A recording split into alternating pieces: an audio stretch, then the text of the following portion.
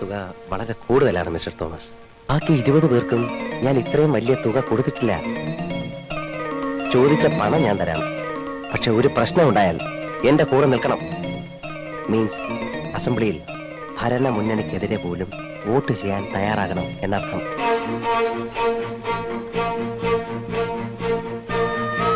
ജയനോടെ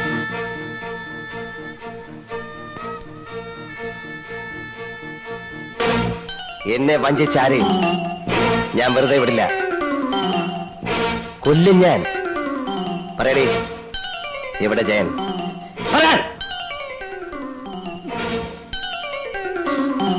പറഞ്ഞില്ലെങ്കിൽ എന്ത് ചെയ്യും? കൊല്ലും അല്ലേ? ഓടാ. പാതിരാത്രിയിൽ ആരോരുമില്ലാത്തൊരിടത്ത് കൂട്ടിക്കൊണ്ടുവന്ന് കൊല്ലുമെന്ന്. ധീരൻ. രാത്രിയിൽ താൻ ദുസ്വപ്നം കണ്ട് ഞെട്ടി ഉണരുമല്ലോ മുഖ്യമന്ത്രിയുടെ മുഖം കണ്ട്. എന്തേ അയാളുടെ നേരെ ഇത് ചൂണ്ടാൻ ധൈര്യമില്ലാതെ പോയി? എന്നെ കൊല്ലാൻ ഈ പരാക്രമത്തിന്റെ ഒന്നും കാര്യമില്ല. എവിടെ വെച്ചും കൊല്ലാം, ആരും ചോദിക്കാനില്ല. ജയൻ എവിടെയുണ്ടെന്ന് എനിക്കറിയാം. എന്നും ഞങ്ങൾ തമ്മിൽ കാണാറുണ്ട്.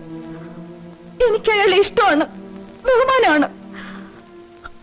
ഞാൻ അയാളുടെ കുഞ്ഞിന്റെ അമ്മയാകാൻ പോവുകയാണ്. താൻ എന്ത് ചെയ്താലും ജയൻ എവിടെ ഉണ്ടെന്ന് ഞാൻ പറയില്ല. പറയിപ്പിക്കാൻ ധൈര്യമുണ്ടോ? ഒരു പോലീസുകാരനെ കൊന്നതിലുള്ള ധർമ്മരോഷമാണല്ലോ തനിക്ക്. ഒന്നും അറിയാത്ത 15 പാവങ്ങൾ അന്നവിടെ വേറെ മരിച്ചു. വെടിയേറ്റ്, പോലീസിന്റെ വെടിയേറ്റ്.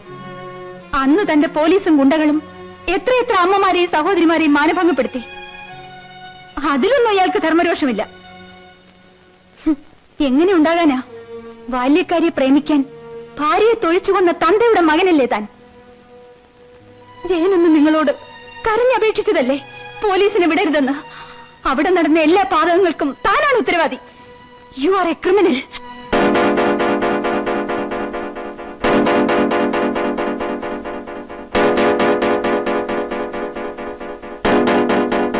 എനിക്ക് ജയനെ ഒന്ന് കാണണം.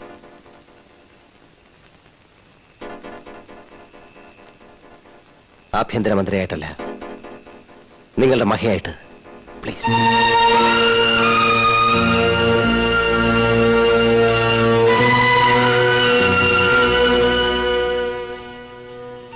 എന്നെ വിശ്വാസമില്ലെങ്കിൽ ഇത് വെച്ചോളൂ.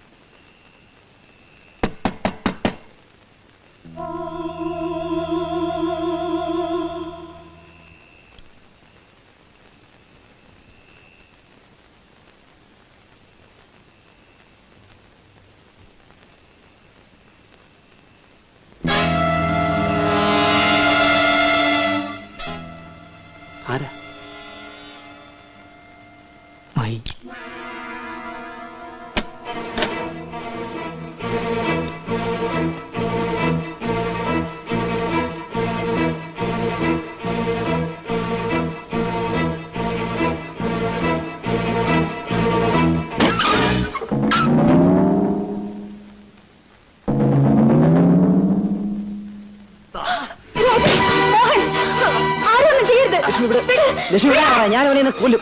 ലക്ഷ്മി, എന്താ ഇത്? എടാ, എടാ, വിടാൻ.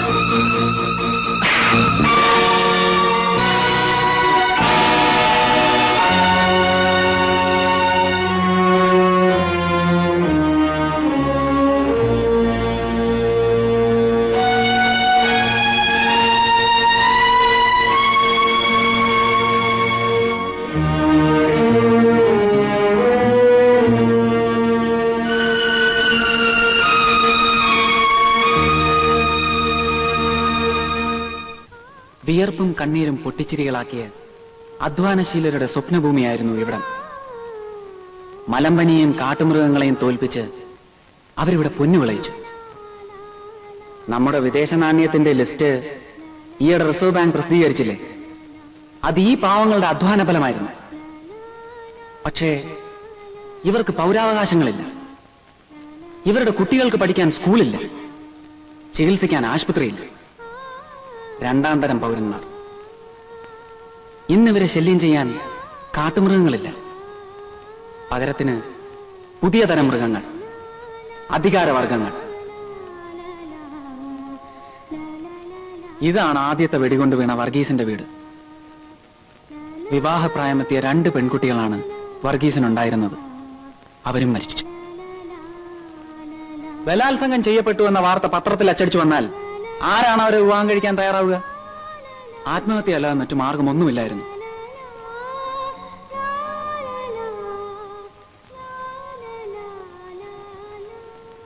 അവിടെ നിന്നാണ് DIG ആന്റണി വെടിവെക്കാൻ ഉത്തരവിട്ടത്.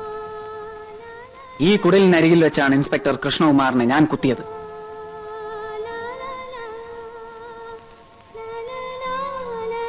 മൂന്ന് തവണയുണ്ടായ ഉരുൾപൊട്ടലിനെ അതിജീവിച്ചവരാണിവർ. പക്ഷെ തകർന്നുപോയി. ഇവരുടെ മൺചട്ടിയും മൺകലവും വരെ പോലീസ് ക്യാമ്പുകളിൽ റിഡക്ഷൻ സെയിൽ നടത്തി. ഇവിടെ ഉള്ളവരൊക്കെ ഇപ്പൊ എവിടെ? വരൂ, കാണിച്ചു തരാം.